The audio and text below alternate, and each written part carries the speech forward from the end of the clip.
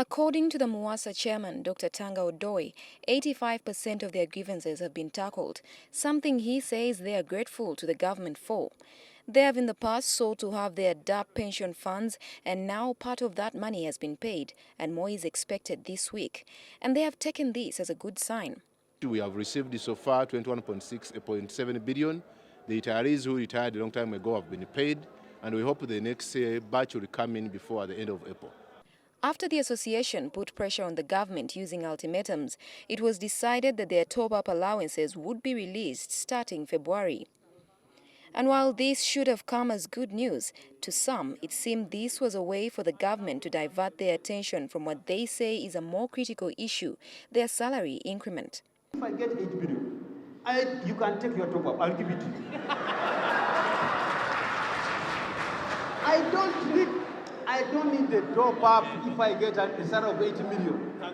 Salaries have always been one of the key issues, but perhaps this was the most disappointing because government has not been forthcoming on it.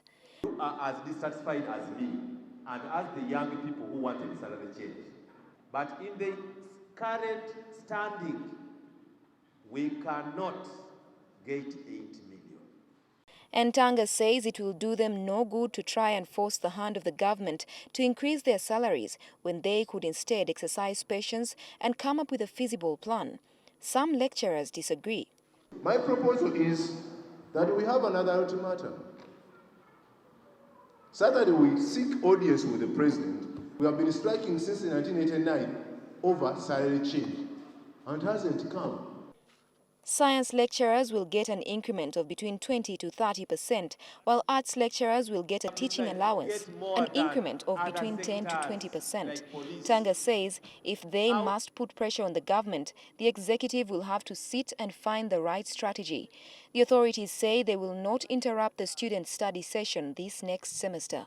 Students are assured the semester is going to open normally. We will teach gladly despite our grievances. Josephine Karunji, NTV.